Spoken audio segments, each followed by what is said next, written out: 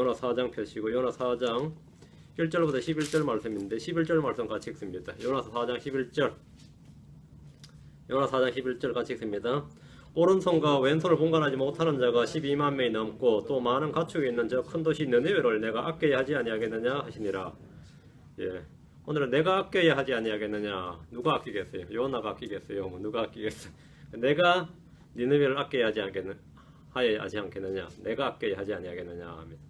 자, 기도합시다. 주 하나님 감사합니다. 주님께서 은혜와 복을 위해서 오늘 주의 말씀을 은혜로 권능있게 선포하도록 도와주시고 주의 영이 저희를 충만케 하시고 또 듣는 모든 분들이 믿음으로 말씀을 잘 결합하도록 도우시기 원합니다. 사랑하는 아버지 하나님께서 복을 주셔서 말씀의 은혜가 어느 때보다 넘치고 또 마음속에 믿음과 잘 결합하도록 도우시기를 간구합니다. 사랑하는 아버지 하나님께서 또 이 말씀을 또 방송을 통해 듣는 분들을 기억해 주시고 그들 모두가 주의 영으로 충만해지도록 도와주시기를 간구합니다. 주의 권능과 또 주의 선하심을 맛볼 수 있도록 해주십시오.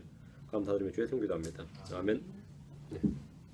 오늘 요나서 4장, 요나서 4장, 요나서 4장은 이 주님의 성품을 매우 잘 보여주는 매우 감동적인 본문입니다. 많이들이 구약의 하나님은 율법적이고 엄하고 무서운 분이라는 인상을 받습니다. 뭐 그것도 그럴 수밖에 없는 것이 구약 성경 창세기에서부터 심판자로서 하나님이 기록되어 있기 때문입니다. 심판자로서 하나님이 많이 기록되어 있다는 겁니다. 하나님은 노아의 홍수를 통해 세상을 심판하시고 옛 세상을 아끼지 않으셨습니다. 소돔과 고모라에 불을 내려서 주변까지 5개의 도시를 멸해버린 주 하나님의 분노의 불길은 생각만 해도 뜨거움을 느낍니다. 출애굽기에서 이집트에 내린 재앙과 심판, 홍해에서 이집트의 군대를 몰살시키는 장면은 그 영화로 볼 때는 장엄하지만 참으로 이 끔찍한 일이 아닐 수가 없습니다. 광야에서 이스라엘 위에 임한 재앙은 반복적입니다. 반복 40년간 이스라엘 위에 내린 그 재앙이 아주 반복적인 심판이 반복됩니다. 출애굽한 1세대 중에 계수된 자들은 갈렙과 여호수아를 제외하고 모두 죽어서 사체가 되었습니다. 민수기 26장 25절에 주께서 그들에 관하여 이르시기를 그들이 반드시 광야에서 죽으리라 하셨으므로 여분네 아들 갈렙과 눈의 아들 여호수아 외에는 그들 중에 한 사람도 남지 아니하였더라. 여기서 이제 갈렙과 여호수아 외에는 할 때는 계수된 자 중에서입니다. 뭐 레이지판 빼고 여자 빼고 어느들 20대 미만 빼고 장로들 빼고 이렇게입니다. 하여튼 그 계수된 인구 조사에 계수된 자 중에서 말이죠. 한 사람도 그들 중에 한 사람 남지 아니하였더라. 심판의 하나님이죠. 이런 말씀은 하나님의 두려우심을 전율케 하는 말씀입니다. 이스라엘의 배교와 심판, 주변 민족들과의 전쟁, 앞으로 주의 날 대환란에 있을 심판 이런 것들이 계속 반복적으로 되어 있기 때문에 끔찍한 내용들이 많고 하나님 참으로 두려우신 하나님이다. 심판자시다. 이런 생각. 구약 성경에 계시된 이런 하나님의 성품으로 인해 구약의 하나님은 두려우신 분이라는 인상을 갖는 것이 자연스럽고 또 그렇게 되기가 쉽습니다. 주님이 내가 아끼지 아니하느니라. 내가 아끼지 아니하신다. 뭘 아끼지 않는다요? 내가 아낌없이 주는 나무. 그게 아니라 내가 아끼지 아니한다고 한 대표적인 세 가지 들라면 첫째는 죄를 지은 천사들입니다. 죄를 지은 천사들을 아끼지 아니하시고 하나님은 죄를 지은 천사, 범죄한 천사들을 아끼지 아니하시고 그들을 모두 지옥에 던지셨습니다. 베드로후서 2장 4절에 하나님께서 죄를 지은 천사들을 아끼지 아니하사 지옥에 던지시고 어둠의 사슬에 넘겨주어 심판 때까지 예비해 두셨으며 주님은 범죄한 천사를 아끼지 아니하셨다. 지옥은 마귀와 그의 천사들을 위해 마련된 것입니다. 둘째, 주님이 아끼지 않는 것, 옛 세상입니다. 주님은 옛 세상을 아끼지 않았어요. 주님은 사람들이 번성하여 지면에 폭력이 가득할 때 옛 세상을 아끼지 않으시고 심판하셨습니다. 베드로후서 2장 4절에 2장 5절에 옛 세상을 아끼지 않으시고 오직 의의 선포자인 8째 사람 노아를 구원하시며 경건치 아니한 자들의 세상에 홍수를 내리셨고 주님께서 아끼지 않으셨다. 하나님은 이전 세상을 물로 심판하셨고 옛 세상을 홍수로 심판하셨습니다. 지금 있는 하늘과 땅 역시 심판과 멸망의 날에 불사르기 위해 예비해 두신 것입니다. 베드로서 3장 7절에 지금 있는 하늘과 땅은 주께서 같은 말씀으로 보관하여 간직하사 경건치 아니한 사람들의 심판과 멸망의 날에 불사르기 위해 예비해 두셨느니라 했습니다. 주님 아끼지 아니하신 것. 셋째는 배교한 이스라엘입니다. 주님께서 범죄한, 배교한, 타락하고 배교한 이스라엘을 아끼지 아니하였다. 하나님 율법을 버리고 우상을 따라가는 이스라엘을 징계하시고 심판하셨습니다. 주님은 예수 그리스도를 배척하고 그분을 십자가에 못 박아 죽이고도 회개하지 않을 때 그들을 아끼지 않으시고 꺾으셨습니다. 로마서 1장 21절에 하나님께서 본래 가지들도 아끼지 아니하셨을진데 그분께서 또한 너를 아끼지 아니하실까 조심하라. 주님은 범죄하고 배교한 이스라엘이 돌이키지 않을 때 몇 차례 반복된 경고를 주셨지만 그들이 돌이키지 않을 때 그들을 아끼지 아니하시고 철저히 징계와 심판을 내리셨습니다. 이사야 30장 14절 그가 토기장의 그릇을 산산조각으로 부수는 것 같이 그들을 부수며 아끼지 아니하리니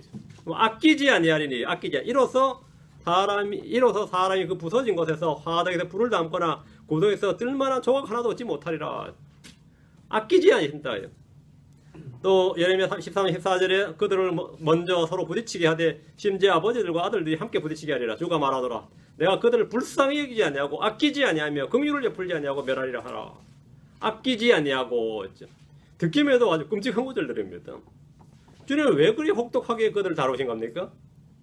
하나님께서 타락하고 배교한 이스라엘을 징계하시고 심판하신 데는 목적이 있고 이유가 있습니다. 그게 뭡니까? 왜 그렇게 하죠?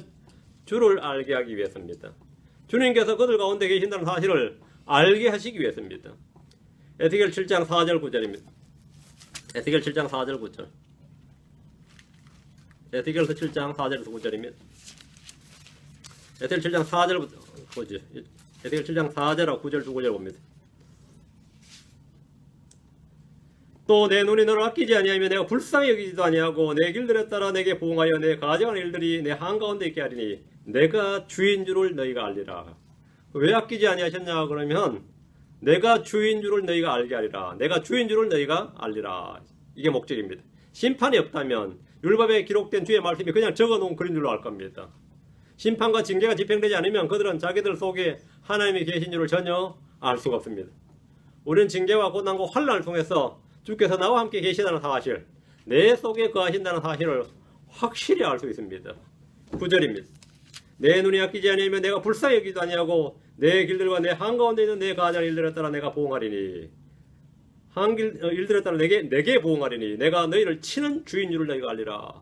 내가 너희를 치는 주인 줄을 너희가 알리라. 주인 줄을 안다요. 자, 그럼 이제 요나서를 봅시다.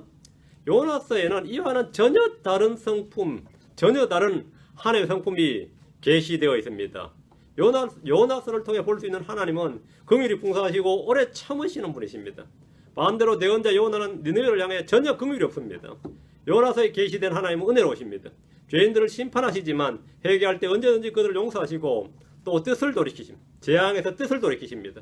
요나는 원수를 갚아주신 하나님, 행위대로 갚으시는 보응의 하나님, 심판의 하나님을 외쳤지만 하나님은 그런 요나에게 죄인들을 불쌍히 여기시고 은혜로우시며 노하기를 더디하시고 생명을 아끼시는 하나님이심을 일깨워 주셨습니다.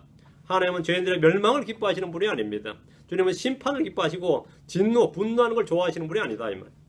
성경도 하나님의 원능을 알지 못하는 거로 잘못 사는 유대인들처럼 크리스천들이 하나님의 신격과 성품에 대해 잘못 알면 올바른 영적 생활, 믿음을 자라게 할 수 없습니다. 하나님을 알 때 힘써 알고 바르게 알아야 됩니다. 에스겔 들어가시가 18장으로 합니다. 23절, 33장 11절. 에스겔 18장 23절, 33장 11절. 18장 23절. 18장 23절. 주 하나님 말하노라. 사악한 자가 죽는 것을 내가 조금이라도 기뻐하겠느냐? 그가 자기 길들에서 돌이켜 사는 것을 기뻐하지 아니하겠느냐? 주님께서 사악한 자 죽는 걸 조금이라도 기뻐하겠느냐? 조금도 기뻐하지 않으신다는 거죠. 주님은 사악한 자 죽는 것을 조금이라도 기뻐하지 않으신다. 조금도 기뻐하지 않으신다. 주님은 심판을 즐기시는 분이 아닙니다. 주님은 그들이 돌이켜서 사는 것을 기뻐하십니다. 죄인들이 회개하는 것은 하늘의 기쁨입니다. 그건 하나님의 기쁨입니다. 33장 11절. 에스겔서 33장 11절. 에스겔 33장 11절. 그들의 이르기를 주 하나님 말하노라. 내가 살아있음을 두고 맹세하노니 사악한 자가 죽는 것을 내가 기뻐하지 아니하며 오히려 그 사악한 자가 자기 길에서 돌이켜 사는 것을 기뻐하노라. 사악한 자가 죽는 것을 기뻐하지 않고, 사악한 자가 뭐라고요? 자기 길에서 돌이켜, 회개죠. 회개해서 사는 것을 기뻐하노라. 오 이스라엘의 집아 너희는 돌이키라. 너희는 너 약한 길들에서 돌이키라. 너희가 어찌하여 죽고자 하느냐. 주님은 회개를 기뻐하시는 분입니다. 주님이 기뻐하시는 것은 죄인들의 멸망이나 심판이 아니라 그들이 회개하고 구원받는 겁니다. 사는 겁니다.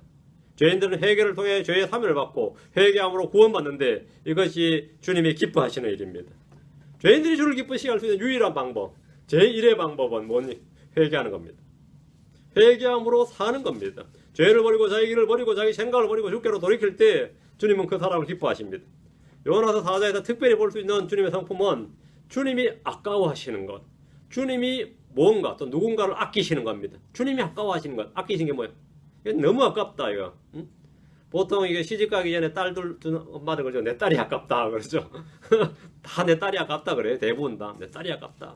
저놈 주긴 아깝다 그러죠. 그러죠. 그러니까 주님이 아까워하는 게 뭐냐요? 모든 것이 풍성하신 주님께서 무엇을 아끼시는지, 누구를 아끼는지 분명 계시가 있습니다. 가장 귀한 걸 아낍니다. 주님이 금은 부화를 아끼는 게 아닙니다. 주님이 재물을 아끼는 것도 아니고, 여러분의 뭐 명예나 이런 거 있죠. 그런 걸 아주 소중히 아끼는 그런 게 아닙니다. 주님은 뭘 아끼죠? 사람들이 가장 귀한 것을, 사람들은 가장 귀한 걸 아끼죠. 그렇죠?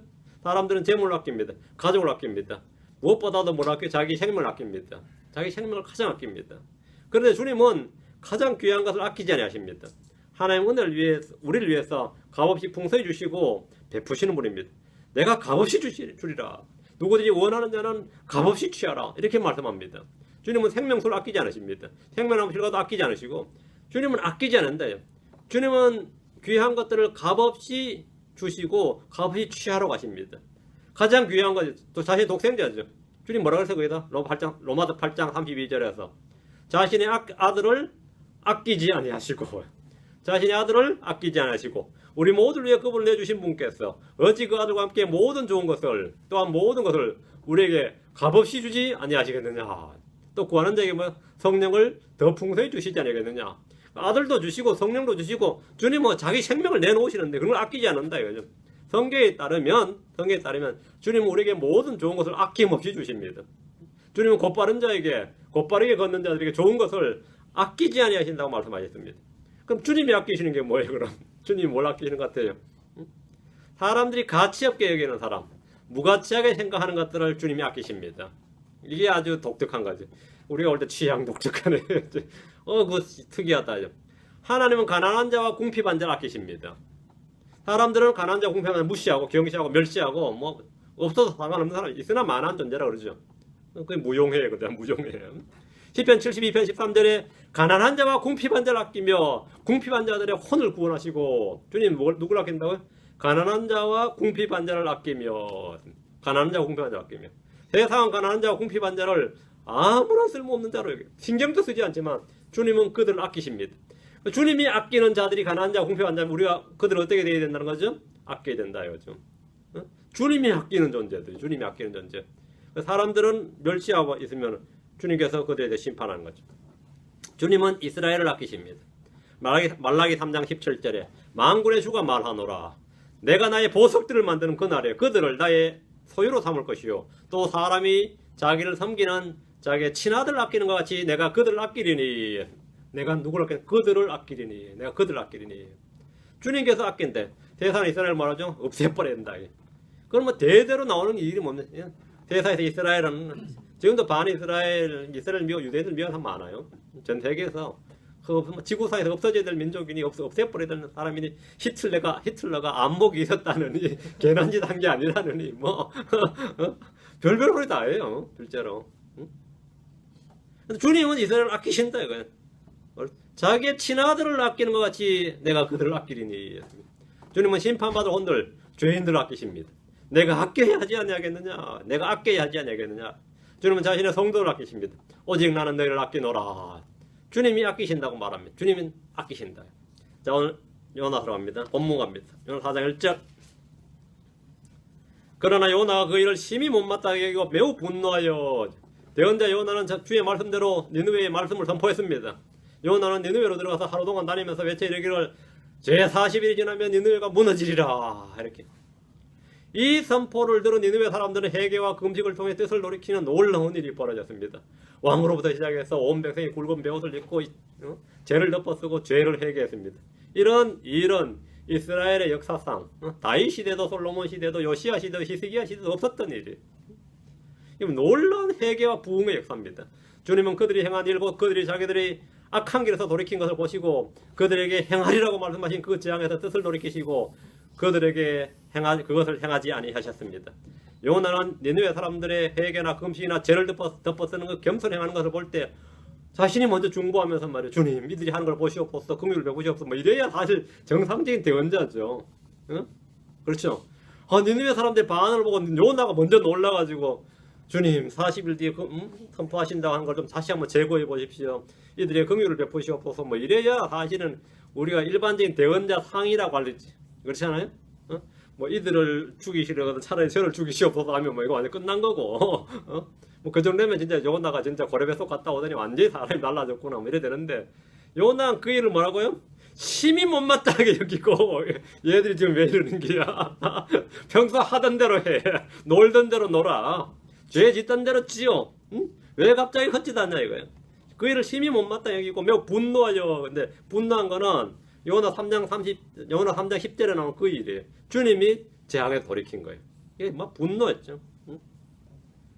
그 요나는 니느웨 사람들도 마음에 안 들고, 그 뜻을 돌이킨 하나님도 마음에 안 들고, 그냥 초지일관 너희들 하던 대로 해야. 이게 요나의 마음이에요. 마음이 안 드는 거예요. 그래 막 분노했어요. 완전히 분노했어요. 요나는 주님께서 그 도시에 내리겠다고 말씀하신 재앙에서 뜻을 돌이키신 것을 알았습니다. 그래서 요나는 분노했습니다.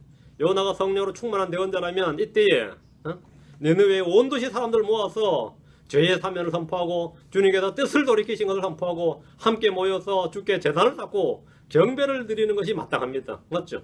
그게 정상이지. 내가 그때 만약 그렇게 했다면 전부 다 모여라 해가지고 뭐 왕궁 뜰에다가 뭐 제단을 하나 쌓든지 뭐 그래야 정상이란 말이죠. 응? 그래가지고 뭐 주님께 뭐 회개하고 자백하더라 하든지 말이죠. 응? 이렇게 되죠.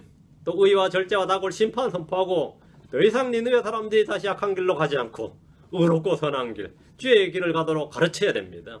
이곳 니느웨 사람들의 부흥과 영적 성장을 위해서 헌신하고 그들이 회개에 합당한 삶을 살도록 돕는 사역을 해야 됩니다.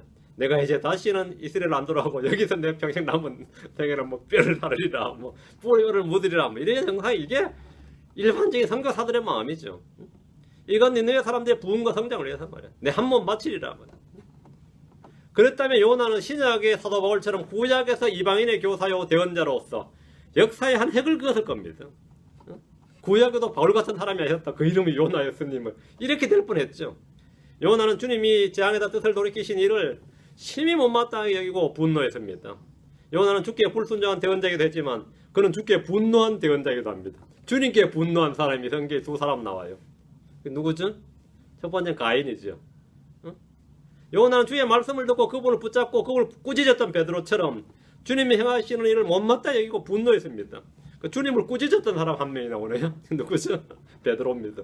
붙들고 꾸짖었어요. 그런 일이 주님에 닥치면 안 된다고. 무슨 십자가 이야기를 여기서 왜 하냐고 하면서 주님을 엄히 꾸짖었던 제자가 하나 있었는데 그게 베드로였습니다. 그러니까 요나는 주의 말씀을 듣고 그분을 붙잡고 꾸짖었던 이 베드로처럼 말이죠. 주님이 행하시는 일을 못마땅하게 여기고 40일 전에 심판하시라고요. 못마땅해 이거 주님이 뜻을 재앙에서 뜻을 돌이키자 분노를 했는데 그는 니느웨가 끝끝내 심판받기를 간절히 원했습니다. 주께서 그들을 멸해 주시기를 기대했습니다. 요나가 선포한 재앙의 날이 지났지만 니느웨는 조용하고 평안했습니다. 요나는 졸지에 거짓 대언자가 되고 말았습니다. 율법에 따르면 대언자는 일어나려고 한 일이 일어나지 않으면 거짓 대언자로 판명되고 돌에 맞아 죽어야 됩니다. 여기 이제 이스라엘이 아니니까 이제 고향 가데벨로 돌아가면 동네 사람들이 그가 니느웨에서 한 사역을 알고 거짓 대언자로 판단하고 조롱할 겁니다.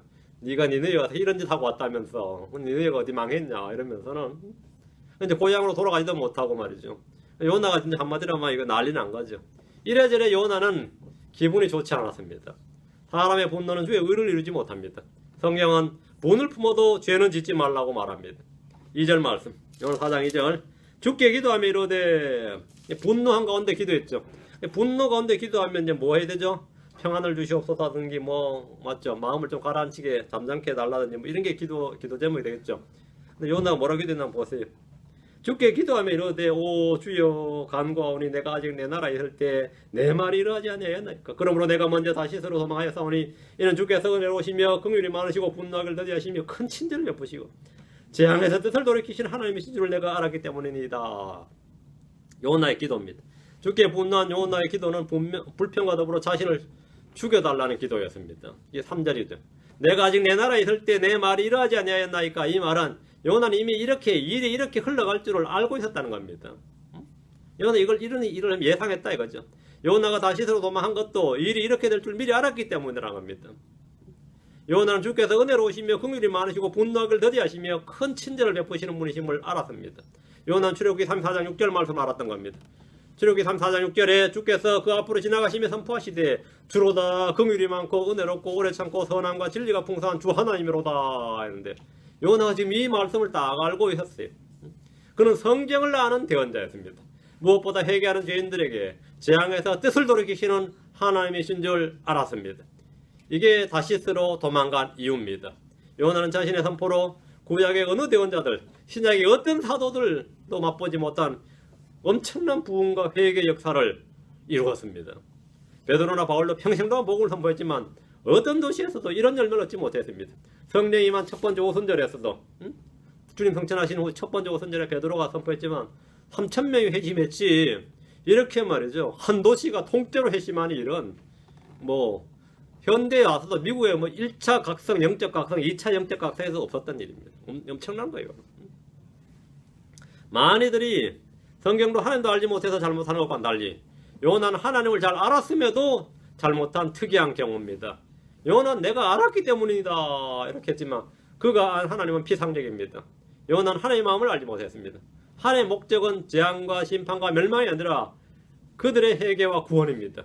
주님이 말씀을 선포하게 하신 것은 그들이 회개하도록 하게 한 겁니다. 하나님의 뜻은 모든 사람이 회개하고 생명에 이르는 것, 구원에 이르는 겁니다. 성경 말하기를 예레미야가 3장 33절에 그분은 고의로 사람들의 자녀들을 근심하게 하거나 슬프게 하지 아니하시는도다. 고의로 이게 웰링입니다. 자발적으로 자기 뜻으로 그렇게 한 게 아니다 이거예요. 주님의 뜻과 계획은 사람들을 구원하는 것이지 그들을 멸하는 것이 아닙니다. 자, 4장 3절. 오 주여, 그러므로 이제 간청하오니 내게서 내 생명을 취하소서. 사는 것보다 죽는 것이 내게 더 낫나이다 하니라. 요나는 주님께 자신을 죽여달라고 간청을 했습니다. 요나는 이미 한번 죽은 경험이 있습니다. 지옥에도 다녀온 사람입니다. 바울처럼 셋째 하늘에 낙원을 다녀왔다라면 말이죠. 죽여주소서 하면 낙원이 좋긴 좋은가 보다 이런 생각이 들 거 아니에요. 근데 이 사람은 낙원 갔다 온 것도 아니고 말이죠. 셋째 하늘에 낙원 다녀온 것도 아니고 지옥에 있다 나온 그가 내게서 내 생명을 취하소서, 사는 것보다 죽는 것이 내게 더 낫나이다라고 하니까 아주 놀랍습니다. 요나는 니느웨 사람들의 회개와 회심으로 말미암아 주께서 재앙을 내리지 않으신 이 일에 너무나 못마땅하고 심히 못마땅하고 분노가 치밀어 오른 상태입니다. 대언자가 죽기를 구하는, 그 대언자가 하나님께 죽기를 구하는 이런 기도는 모세가 했고 엘리야가 했고 또 멀리 외딴 곳으로 도망가기를 원했던 사람은 이제 다윗이었습니다. 모세는 광야에서 기도하기를 민수기 11장 15절에서 주께서 나를 이같이 대우하실진대 원하옵나니 내가 주의 눈앞에서 호의를 입었거든 즉시 나를 죽여 내가 내 비참한 모습을 보지 않게 하소서 하니라. 즉시 나를 죽여주소서. 이게 모세의 기도였습니다. 즉시 나를 죽여달라. 오늘날 많이들이 삶의 고통과 괴로움이 있을 때 이렇게 사느니 죽는 것이 낫겠다, 죽느니만 못한 삶이다, 차라리 죽고 싶다, 이런 식의 말을 쏟아냅니다. 죽고 싶어요 막 그러잖아요. 죽고 싶어요. 죽을 힘이 있으면 일해라 그러기도 하고 그 힘으로 살아라 그런 말도 하고 그러죠. 죽고 싶어요. 죽는 것보다 너무 비참해서 죽는 것보다 못해요. 죽어보지도 않아놓고 그걸 말하잖아요. 죽는 것보다 못해요. 고통 가운데 있던 욥도 그랬습니다. 차마 자살은 못하였고 주님께 죽여달라는 겁니다. 신약 성도들은 믿음으로 이런 고백을 합니다. 고린도서 5장 8절, 빌립보서 1장 21절 23절, 고린도서 5장 8절. 이거는 이제 또 차원이 다른 이야기예요. 고린도후서 5장 8절. 내가 말하노니 우리가 확신에 차서 원하는 바는 차라리 몸을 떠나 주와 함께 있는 그것이라. 몸을 떠나 주와 함께 있는, 몸을 떠나 죽음이죠. 주와 함께 있는 그것이라. 혼은 주와 함께 있는 것. 우리 혼은 몸을 떠나면 주와 함께 있습니다. 이 세상을 떠나면 하늘에 있습니다. 그래서 떠나셨습니다 그러죠. 떠나셨습니다. 뭘 떠났다는 거죠? 몸을 떠났다는 겁니다. 이 세상을 떠났다는 거예요. 죽음을 정확하게 표현하고 있어요. 불신자들도 이미 그들의 입술에 뭐가 있는 거죠? 믿음의 말씀, 진리의 말씀이 있는 겁니다. 진리는 멀리 있는 게 아닙니다. 떠났다. 어디론가 떠났다는 거예요. 어디론가 떠났다. 지옥으로 떠난 사람도 있고 하늘로, 하나님께로 떠난 사람도 있습니다. 빌립보서 1장 21절. 내게는 사는 것이 그리스도시요 죽는 것이 이득이니라. 죽는 것이 뭐라? 이득이다. 죽는 것이 낫다는 거죠. 죽는 것이 이득이다. 빌립보서 1장 23절 밑에 떠났어. 이 땅을 떠났어. 이 몸을 떠났어. 그래서 함께 있기를 바라며 내가 둘 사이에 끼어 있느니라. 그것이 훨씬 더 좋으나. 바울은 몸을 떠나 주와 함께 있는 것이 더 낫다는 것이고, 요나는 사는 것보다 죽는 것이 더 낫다는 겁니다. 바울의 신앙은 순교신앙이고 부활신앙입니다. 요나의 신앙은 도피신앙입니다. 요나의 신앙은 도피신앙입니다. 다 요나로 가서 4장 4절입니다. 그때 주께서 이러시되 진짜 죽고 싶으냐? 그때 주께서 이러시되 내가 분노하는 것이 잘하는 것이냐 하시니라. 주님께서 이제 물으셨어요. 도로. 주님은 요나의 기도에 응답해서 그의 생명을 취하는 대신에 그에게 내가 분노하는 것이 잘하는 것이냐 했습니다. 지금 네가 내게 성질을 내는 일이 잘하는 짓이냐는 겁니다. 요나의 버릇이나 예의나 태도를 문제 삼는 것이 아니라 그게 바른 마음이냐는 거죠. 그게 바른 영이고 바른 마음이냐는 겁니다. 성경에서 주께 분노한 사람으로는 가인이 있는데 가인은 주께서 자신과 자신이 드리는 희생물 받지 않자 크게 분노했습니다. 창세기 4장 6절에 주께서 가인에게 이르시되 내가 어찌하여 분을 내느냐? 어찌하여 내 얼굴빛이 변하였느냐? 그러죠. 여러분들 자녀들은 누가 들죠? 니 왜 성질 내냐? 그러죠. 왜 성질 내냐? 왜 성질 내냐? 왜 분노하느냐? 요나는 자기가 선포한 말씀대로 심판이 임하지 않는다고 분노했습니다. 이건 죽게 분노한 사나이예요. 요나나 가인이 죽게 분노한 사나이들입니다. 주님은 분노한 가인에게 내가 잘하면, 네가 잘 행하면 너를 받지 아니하겠느냐 이렇게 하셨습니다. 주님은 요나에게 내가 분노하는 것이 잘하는 것이냐, 요즘 말로 하면 네가 잘하는 짓이냐 이 말이에요. 잘하는 것이냐. 네. 이들은 주님께 아무 대답을 하지 못했습니다. 요나도 이 부분에서 묵묵부답이었죠. 뭐 잘했다고 할 수 없으니까 그때 뭐 하겠죠? 보통 침묵하죠. 내가 회개하나이다 뭐 그러진 않고 요나는 그냥 가만히 있었어요. 5절 이에 요나가 그 도시에서 나가 그 도시의 동쪽편에 앉고 거기서 자기를 위하여 초막을 만들고는 마침내 그 도시가 어떻게 되는지 보려고 그 밑에 그늘에 앉았더라. 이제 40일 찬 날짜 찾고 그죠? 요나 이미 주님과 벌써 대화가 한 상태인데도 끝내 미련을 가지고 지금 이제 도시를 내려다보고 있는 거죠. 본문을 보면 이 구절의 배경은 요나가 선포한 지 40일째 되는 날이나 그 전으로 보입니다. 요나는 니느웨에서 나가서 그 도시의 동쪽편에 앉고 거기서 자기를 위하여 초막을 만들었습니다. 요나는 거기서 니느웨가 어떻게 되는지 보려고 자신이 만든 초막 밑에 그늘에 앉았습니다. 요나는 주께서 자신이 선포한 대로 재앙이 이 도시에 임하길 바라면서 그늘에 앉았습니다. 그러나 기다리던 재앙은 임하지 않았습니다. 바람이 이제 위에서 불이 내려가서 불태우를 원했겠죠. 아니면 지진이 나서 갈라지거나 뭐 다양한 방법이 있겠죠. 그 딱 내려다보고 있는데 뭐 조용하죠. 요나는 주님께 분노했고 주님은 그런 요나에게 내가 분노하는 것이 잘하는 것이냐 이렇게 묻는 겁니다. 하나님과 그분의 종 대언자 사이에 불화가 있습니다. 주인과 종 사이에 지금 문제가 터진 겁니다. 6절입니다. 주 하나님이 박을 예비하시고 박 아시죠? 박 타진 날짜 박능 풀을 때 박을 예비하시고 그것이 위로 올라가 요나를 가리게 하셨으니 이것은 그것이 그의 머리 위에서 그늘이 되게 하여 그를 고통에서 건지려 하심이었더라. 이에 요나가 그 박을 심히 기뻐하니라. 주님은 분노한 요나에게 실물 설교를 통해서 주님 자신의 마음, 자신의 의도와 목적, 계획, 주님의 성품을 계시해 주시고 가르치셨습니다. 이 세상, 이 어느 민족이나 어느 개인이나 죄인들을 향한 하나님의 마음, 하나님의 뜻과 계획, 목적을 가르치신 겁니다. 하나님의 말씀 선포는 재앙과 심판이 목적이 아니라 구원이 목적입니다. 하나님의 말씀은 죄인들을 죽이는 것이 아니라 살리는 것이 목적입니다. 누가복음 9장 56절에 사람의 아들은 사람들의 생명을 멸하러 오지 아니하고 구하러 왔느니라 하시니라. 그들이 다른 마을로 가니라. 사람의 아들은 뭐라고요? 멸하러 온 것이 아니라 생명을 멸하러 오지 아니하고 구원하러 왔느니라. 요나는 하나님께서 자신을 보내서 재앙과 멸망을 선포하게 하신 후에 그대로 니느웨를 멸해주기를 원했지만 하나님이 요나를 보내신 것은 그들이 회개하고 구원을 얻게 하고 생명을 구하려고 보내신 겁니다. 멸하려고 보낸 게 아니라 구하려고 보낸 겁니다. 예. 요한복음 10장 10절에 도둑이 오는 것은 다만 도둑질하고 죽이고 멸망시키려 함이거니와 내가 온 것은 양들이 생명을 얻게 하고 또 생명을 더 풍성히 얻게 하려 함이니라. 주님은 생명을 얻게 하기 위해서 요나를 보내셨어요. 하나님은 선한 목자십니다. 하나님 양들에게 생명을 주시기 위해서 오셨습니다. 요나는 주님에게 죽이고 멸망시키라고 요구합니다. 니느웨에게 일어날 이 일을 보기 위해서 초막을 짓고 그 아래 앉아있는 요나에게 주님은 박을 예비하시고 그것이 위로 올라가서 요나를 가리게 하였습니다. 박이 얼마나 빨리 자랐던지 요나의 머리 위에서 그늘이 되었고 뜨거운 햇살의 고통에서 요나를 건졌습니다. 자연적으로 박을 심어도 말이죠, 박이 빨리 자라요. 2주만 지나면 그냥 초막 정도는 덮어버립니다, 박농골이. 자연적으로도. 근데 주님께서 그냥 확 자라게 하셔가지고 탁 덮으니까 요나가 완전 너무 뭐 이건 하나님 진짜 하나님 은혜였죠. 자기가 지금 현장에서 지금 뭘 보는 거죠? 예, 지금 기적을 보고 있는 거죠. 그 박이 확 자라면서 그 초막을 덮어주니 얼마나 좋아요. 요나는 자신에게 그늘을 제공해주는 그 박을 심히 기뻐했습니다. 한국 사람들의 그늘은 말이죠, 언제나 부정적으로 사용됩니다. 인생의 그늘 하면 어때요? 그 사람 얼굴에 그늘이 있다 그러죠.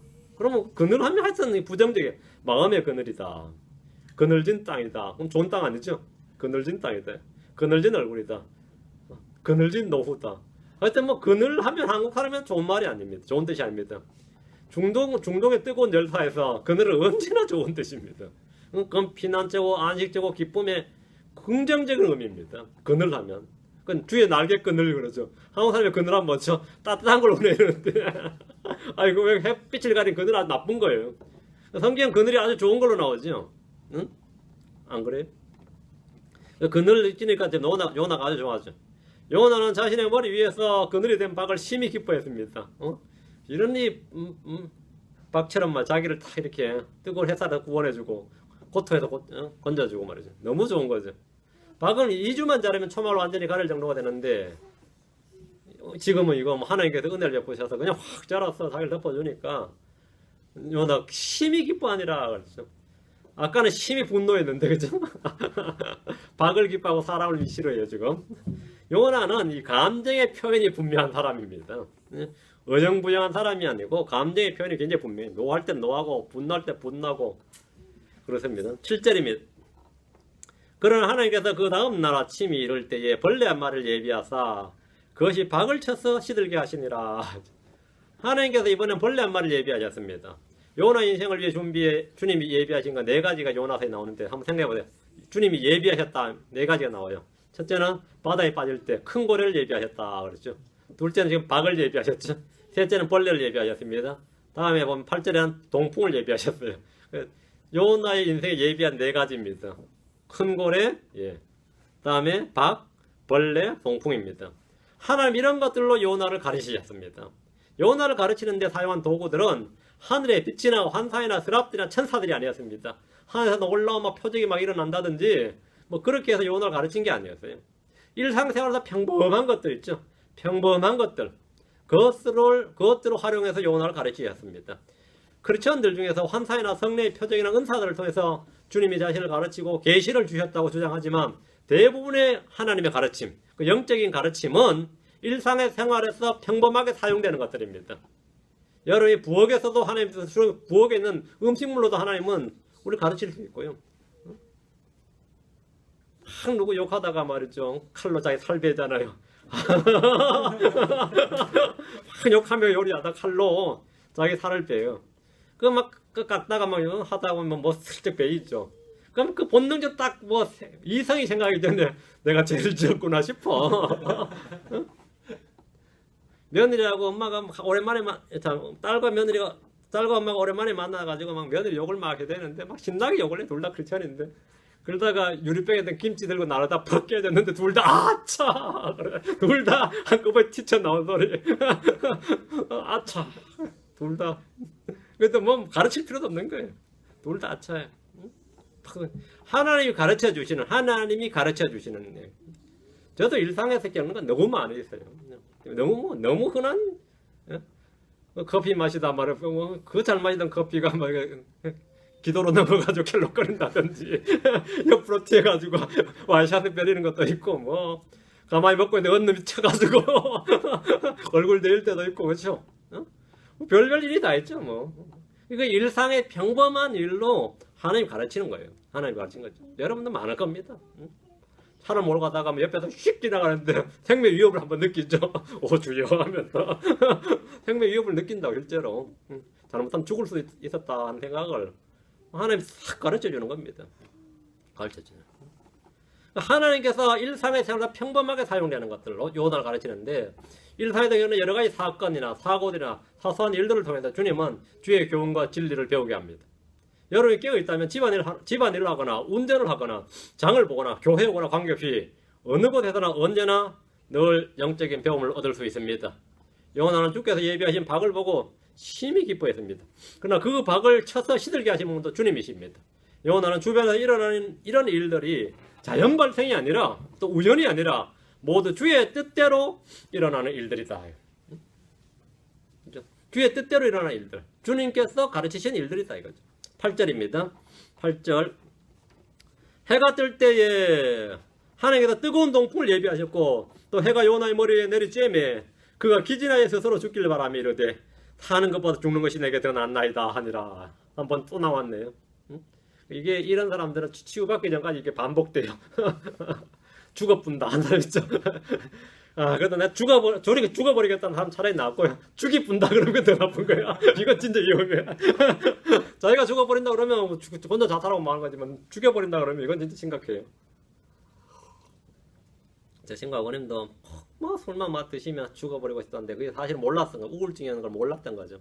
그날 일 나중에 일 잘하시고 위에 일하는 그 윗집 아저씨한테 우리 아들 좀 나중에 잘 날 돌봐주라고 그런데 돈 또 가는 거예요. 그 양반도 별소리도 안 해 하다가 번뜩 생각이 난 거예요. 그 따라갔어요. 그래서 농약 마시고 사기를 헤매고 해서 병원 온 게 돌아가셨죠. 그분이 평생 맨날 죽어버린다 이야기는 진짜 죽어버리셨어요. 참 안타까운 일이었죠. 아무도 우리 뭐 시골 사람들이 관심을 못 가졌던 거예요, 사실은. 힘들면 그렇게 말하나 보다 생각했던 거지. 진짜 죽어버렸어요. 근데 그 사람도 우리 황란 보살피면 하지만 죽여버리겠다 하면 죽여버렸어. 이건 진짜 무서운 이야기죠. 지금 요나는 지금 뭐 수시로 지금 하는 말이 뭡니까? 사는 것보다 죽는 것이 내게 더 낫나이다 이러고 있어요. 초막을 덮었던 박이 사라진 거 이거 하나 때문이에요. 이거 왜 죽어버리고 싶냐 그러니까 박이 죽었다 이거예요. 이거 뭐 마지막 입체 이야기도 아니고 말이죠.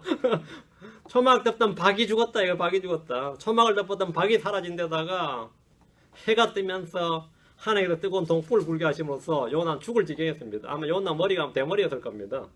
이 그 고래배 속에서 그 위액이 아마 녹았을 거예요. 그러니 얼마나 뜨거웠겠어요. 해는 머리 위로 내리쬐고 말이죠. 그늘은 없고 뜨거운 바람은 불어대니 살고 싶은 마음이 그냥 싹 사라진 겁니다. 안 그래도 지금 죽고 싶은데 지금 니네 쳐다보고 있어도 지금 죽고 싶은데 지금 상황에서 이렇게 돌아가니까 막 그가 기진하여 몸일 말 혼도 기진했고 몸도 기진했고 말이죠. 그가 기진하여 스스로 죽기를 바라며 이 말에서 보듯이 요나는 삶이 괴로웠습니다. 요나는 다시 한번 사는 것보다 죽는 것이 내게 더 낫나이다 라며 죽음을 구하는 기도를 했습니다. 주님께서 삼진 아홉째로 하자 한 번 더 하면 해줄게 그랬으면 여기서 멈췄을 겁니다. 진짜 죽고 싶은 마음은 아니죠. 한국 사람들은 이 말과 뜻이 다르거든요. 그래서 제일 문제예요. 말이 뜻이어야 되는데 말과 뜻이 달라서 죽고 싶다 그러면 죽어라 그러면 말이 그렇지 뜻이 그런자 이런단 말이죠. 그러니까 이 말을 해도 뜻을 헤아려야 되는 게 아주 어려움이에요. 이게 말을 해도 뜻을 헤아려줘야 돼요.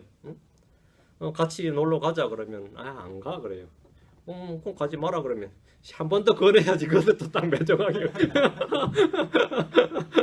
이렇게 말과 뜻이 안 맞는 거예요. 이게 형식 일치가 안 돼요. 그렇죠? 그런 경우가 너무 많아요. 그래서 이게 뭐 신앙도 안 좋아. 그게 아주 안 좋아요.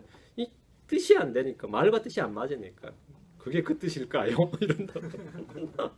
그리고 구원을 받았냐 안 받느냐도 내가 구원을 받았는지 안 받았는지 자기도 몰라. 받았다고 해야 될지.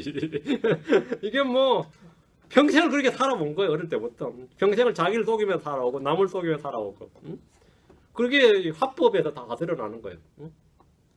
그렇죠. 참 이 아주 그 안 좋은 정도가 아니라 아주 치명타죠. 치명타.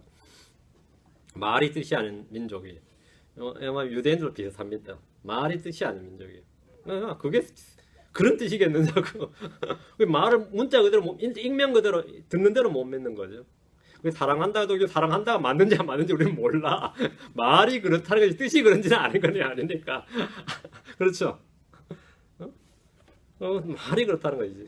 말과 뜻이 안 맞으니 지금 성경 말씀 이게 믿을 수가 있나요? 설교 말씀을 들어도 믿을 수가 있나? 지금 이게 죽길 바라는데, 자, 주님께 다시 한번 9절 하나님께서 요나에게 이르시되 내가 그 박으로 인하여 분노하는 것이 잘하는 것이냐. 아까 주님께서 내가 분노하는 것이 잘하는 것이냐 했죠. 요나 가만히 있었죠. 이번에는 요나한테 주님이 내가 그 박으로 인하여 분노하는 것이 잘하는 것이냐 하시니 그가 이르되 죽는다 할지라도 내가 분노하는 것이 잘하는 것이니이다. 하니라. 요나 한성질하죠. 주님은 다시 한번 요나에게 질문했습니다. 내가 그 박으로 인하여 분노하는 것이 잘하는 것이냐 하니까 이전에는 주님의 질문에 아무 대답하지 않았던 요나가 이번에는 죽는다 할지라도 내가 분노하는 것이 잘하는 것이니다. 그 당연한 소리 아니냐 이거예요. 뜨거운 열기와 더운 바람에 기진해서 죽길 바란 요나에게 이 주님의 질문은 위로나 평안을 주는 게 아니라 완전히 성질에 기름을 부은 거예요. 불에 기름을 끼얹듯이 분노가 더 폭발하도록 하였습니다. 일반적으로 말이죠. 성도들에게는 마음이 막 들끓고 폭풍이 막 몰아치고 막 불같은 분노가 막 일들어도 세미한 주의 음성이 임할 때도 되죠. 싹 사라지더라. 뭐 그 분노가 싹 사라지더라. 평강이 임하고 기쁨이 임하고 이게 보통 크리스천들의 감정이에요. 근데 요나한테 감동시켰는데 그때 죽겠는 거야. 근데 주님께 기도했어. 그때 주의 음성이 사김에서 미치겠더라고. 이런 감정이에요 지금. 그때 완전히 분노가 폭발한 주님이 완전히 나를 완전히 미치게 하시더라고. 이런 식의 감정이라고 지금 9절 이야기가. 이거 완전 이 양반이 독특한 양반이에요. 일반적 주의 음성 말씀이 임하면 말이죠. 마음속에 치솟던 분노, 불같은 분노라도 막 금세 사라지고 평강이 임합니다. 저도 막 마음에 폭풍이 일고 막 그러다가도 주님의 음성이 싹 임하면, 주의 말씀이 임하면 어때요? 이야, 진짜 잔잔하라, 고요하라가 진짜 얘가 그게 참 은혜가 돼가지고 며칠 견디고 뭐 그러죠. 오래 가면 한 달 더 가고 며칠 견디고 그래요. 그런데 요나는 정반대였습니다.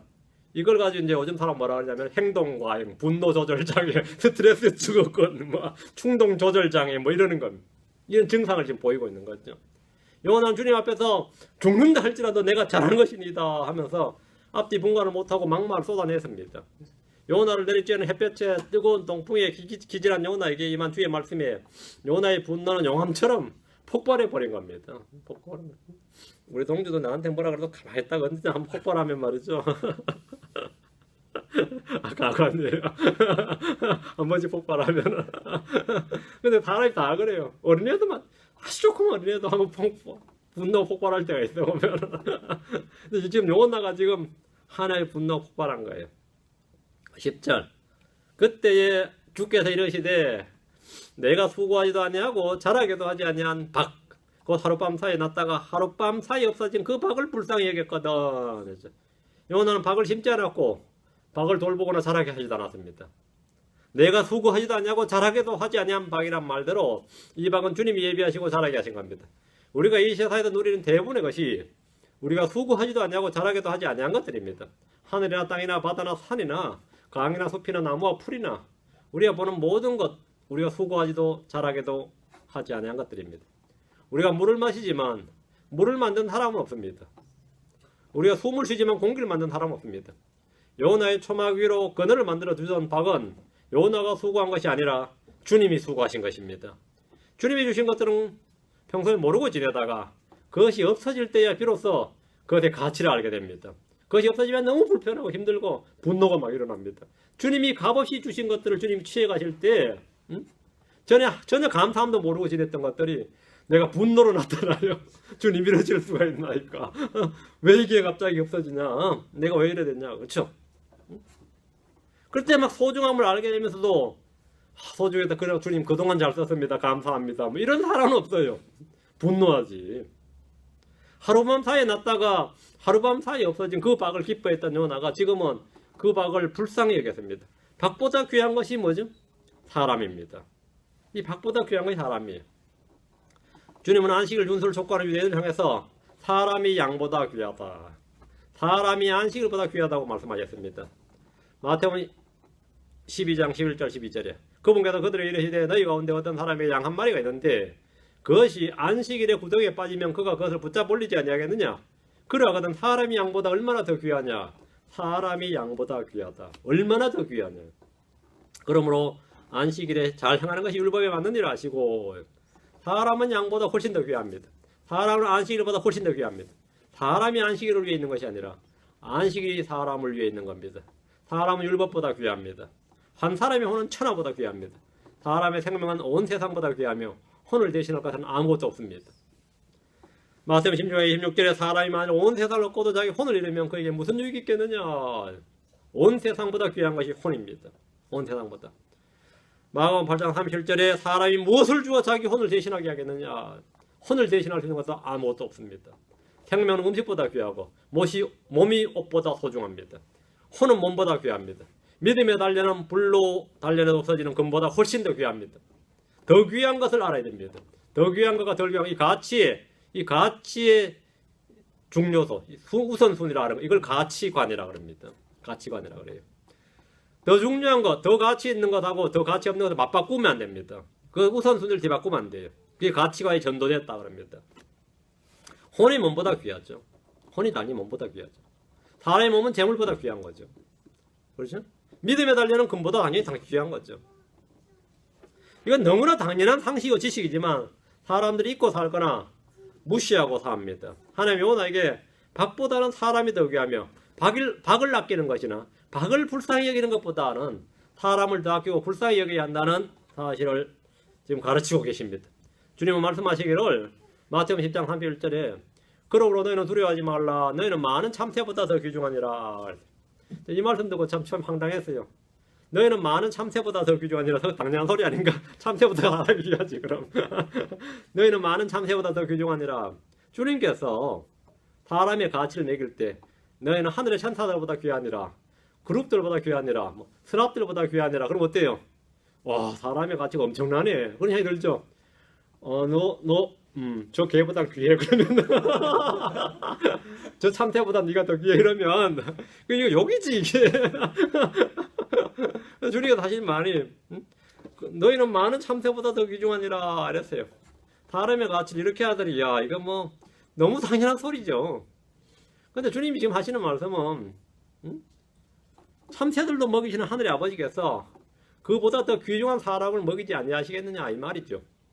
참새들이 하나님 참새들도 귀중해요. 하나님께는 너희는 참새들 많은 참새들보다 더 귀중하다 이거예요. 그러니까 이제 애완용 개를 먹이고 기워하는 주인이 있죠. 먹이고 뭐 옷도 입혀주고 뭐 그러세요. 정말 유산도 주는 그런 주인이죠. 근데 자기 아들한테 내가 이놈보다 네가 더 귀해 그러면 아들이 욕하는 기분일까? 내가 나한테 이 사냥개보다는 말이죠. 네가 더 귀하다 이거. 근데 이거 이놈한테 해주는 것보다 더 주겠다 이 말이죠. 그렇죠. 그 주님께서 말이죠. 그렇게 말씀하셨는데 오늘날 이 참새들도 먹이시는 하늘의 아버지께서 그보다 더 귀중한, 더 가치 있는, 더 소중한 사람들을 먹이지 않겠느냐 이렇게 하면 그 말씀을 믿기가 어려워합니다. 오늘날 크리스천들이 겪는 궁핍과 식량 문제, 어려움은 대부분 다 이 말씀을 믿는 믿음의 결여와 부재소입니다. 주님은 우리의 모든 필요를 공급해 주신다는 약속을 주셨습니다. 그때 하신 말씀이 참새보다 더 귀중하다는 겁니다. 누가복음 12장 7절에 오직 아버지께서 너희 머리털까지도 다 세셨나니 그러므로 두려워하지 말라. 너희는 많은 참새보다 더 귀중하니라. 많은 참새보다 더 귀중하니라. 요나는 자기를 사랑하는 사람을 사랑하고 자기에게 유익이 되는 걸 아꼈습니다. 요나는 니느웨 사람 전부 하고 박능풀하고 바꾸자 그러면 박능풀이 더 귀했어요. 그것이 전부예요. 요나에게 니느웨가 멸망하는 것은 전혀 아깝지 않을 뿐만 아니라 아쉽지도 않는 일이었습니다. 죄인들로 자기를 사랑하는 자들을 사랑하고 자기에게 유익이 되는 것을 아낍니다. 마태복음 5장 46절에 너희가 너희를 사랑하는 자를 사랑하면 무슨 보상을 받겠느냐. 세리들도 바로 그 일을 하지 아니하느냐. 요나는 자신과 자기 민족만 생각했습니다. 주님은 유대인들의 하나님일 뿐 아니라 온 세상의 하나님이고 이방인들의 하나님이십니다. 요나는 이 진리에 대해서 무지했습니다. 사도 요한과 야고보는 주님을 거부하는 사마리아인들을 보고 분노해서 누가복음 9장 4절에 주여 엘리야가 행한같이 불이 하늘로부터 내려와 저들을 멸하도록 우리가 명령하기를 원하시나이까. 얘들은 자신들이 어떤 영을 지녔는지 모르고 있습니다. 요나 역시 마찬가지입니다. 사람은 경제적 동물이란 말이 있습니다. 사람은 경제적 동물. 그 뭐죠? 이익에 따라 움직인다는 겁니다. 이익에 따라 가치를 판단한다는 거죠. 이익을 경건으로 생각합니다. 성경에 나오는 말 이익을 경건으로 생각한다. 크리스천은 경제적 동물이 아니라 하나님께서 받으실 만한 영적 희생물 드리는 거룩한 제사장입니다. 가장 비생산적이고 비경제적 활동을 하는 사람들이 누굽니까? 크리스천입니다. 우리는 모두 선정된 세대고 왕가의 제사장이고 거룩한 민족이고 특별한 백성입니다. 요나가 박을 아끼는 것보다 사람을 더 아껴야 됩니다. 혼들을 불쌍히 여겨야 됩니다. 형제들을 귀히 여겨야 됩니다. 자기 아내를 사랑하고 남편을 존중해야 됩니다. 우린 재물보다 돈보다 하나님을 더 사랑해야 됩니다. 더러운 이익을 탐내지 말고 탐욕을 부리지 말아야 됩니다. 성경에는 더러운 이익을 얻으려고 자기들이 마땅히 가르쳐서는 안 될 것을 가르치는 이들이 나옵니다. 이익을 추구하는 사람들입니다. 이익을 추구하는. 요나도 별 다를 것이 없었습니다. 자기의 이익이 되는 것을 아까워합니다. 자기의 이익이 되는 것이 가치가 있었습니다. 11절이면 오른손과 왼손을 분간하지 못하는 자가 12만 명이 넘고 또 많은 가축이 있는 저 큰 도시 니느웨를 내가 아껴야 하지 아니하겠느냐 하시니라. 내가 아껴야 하지 아니하겠느냐. 요나가 박을 아끼듯이 주님은 니느웨를 아끼십니다. 니느웨에는 오른손과 왼손을 분간하지 못하는 자가 12만 명이 넘고 많은 가축이 있습니다. 주님은 생명을 아끼시는 분입니다. 성경 말씀하시길 요한복음 3장 16절 17절에 하나님께서 세상을 이처럼 사랑하사 자신의 독생자를 주셨으니 이것은 누구든지 그를 믿는 자는 멸망하지 않고 영존한 생명을 얻게 하려 하심이라.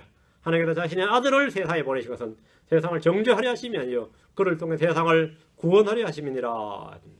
니느웨의 오른손과 왼손을 분간하지 못하는 자가 12만 명이 넘는다는 말은 어린아이들의 수입니다. 하나님은 어린아이들을 귀히 여기십니다. 짐승들도 귀히 여기십니다. 사람의 혼을 귀히 여기시고 생명을 구원하시는 것, 이것이 하나님의 작정된 계획이고 목적이고 뜻입니다. 요나에게 지금 이 사실을 가르쳐주는 겁니다. 우리가 요나에서 배울 수 있는 교훈들을 한번 정리해 봅시다. 사람은 아무도 주님의 눈을 피할 수가 없고 도망할 수가 없다. 그러니까 주를 피해서 도망한다 해서 도망하는 게 아니다는 거죠. 요나가 그 시도를 했지만 실패했습니다. 주의 눈은 모든 곳에 있어서 악한 자와 선한 자를 살피신다. 그죠? 그 다음, 주의 눈은 각 사람에게 그의 길들과 그의 행위들의 열매에 따라 주시기 위하여 사람들의 아들들의 모든 길에 열려있다. 주님 니느웨 사람들의 행위들도 다 보고 계셨습니다. 요나의 행위도 다 보고 계셨고 주님은 다 보셨습니다. 하나님 불순종하는 자신의 종을 징계하시고 심판하십니다. 하나님은 죄악과 불법이 충만한 민족을 심판하십니다. 하나님은 하나님의 자녀를 바로잡기 위해서 이교도들도 사용하십니다. 뱃사람들을 사용하셨어요. 그죠? 하나님은 회개하지 않는 자들을 멸하시고 회개한 죄인들은 누구나 구원하십니다. 하나님의 어리석음이 사람의 지혜보다 더 지혜롭습니다. 하나님은 사람을 사망이나 지옥으로부터 건져내실 수 있습니다. 요나를 건져내셨죠? 주님은 지옥의 열쇠를 가지신 분입니다. 하나님과 다투는 사람, 하나님과 변론에서 이길 수 있는 사람은 아무도 없다는 겁니다. 요나는 하나님한테 이기지 판정성도 못 거뒀죠. 우리가 주님의 심판에 섰을 때 아무도 주님과 다툼에서 이길 수가 없습니다. 어떤 변론에도 주님을 이길 수 없다. 하나님이 재판을 이기십니다.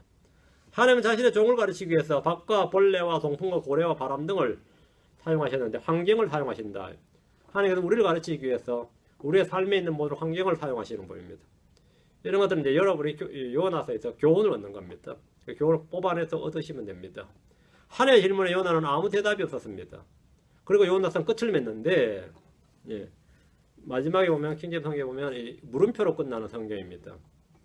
우리는 하시니라 이 뒤에 있어가지고 마침표가 되지만 아껴야 하지 아니겠느냐 이렇게 물음표로 끝나는 성경입니다.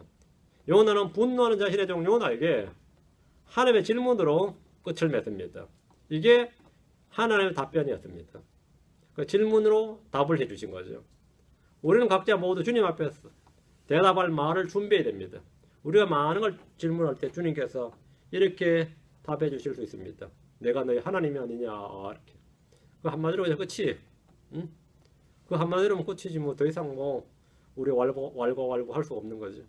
우리는 주님 앞에 항상 대답할 말을 준비하고 있어야 됩니다. 주님께 물론 묵보답도 되겠지만 이로써 요나서를 마치고 2주 후에 2주가 아니고 다음 주 쉬고 다다음 주 쉬고 12월 마지막 주가 쉬고 1월 첫 주를 쉬겠습니다. 목요일 성경 공부 맞죠? 1월 첫 주가 1월 1일일 겁니다. 1월 1일이죠. 그러니까 할 수 없이 쉬는 거예요. 그리고 이제 1월 8일 날 그러면 미가서 공부하겠습니다. 수고 많으셨습니다. 기도합시다. 위대하시고 거룩하신 주 하나님 감사합니다. 주님께서 은혜와 복을 위해서 오늘 주의 말씀을 넘치도록 허락해 주시옵소서.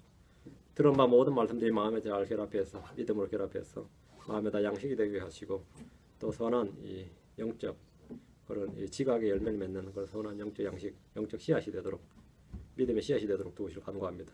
생명이 더욱더 풍성하게 하시고 주님을 바르게 알고 힘써 알게 하시길 간구합니다. 아버지 하나님 도와주십시오. 저희를 사용하시는 주님, 또 저희를 아끼시는 주님으로 감사합니다. 주님께서는 자신이 아끼시는 모든 걸 저희에게 가호해 주시것을 감사합니다. 아버지 하나님께서 베푸신 은혜를 저희가 기억하게 해주시고 주님의 은혜에 합당하게 더 걷고 또 그 은혜에 보답하는 그런 성도를 다 되도록 도와주십시오.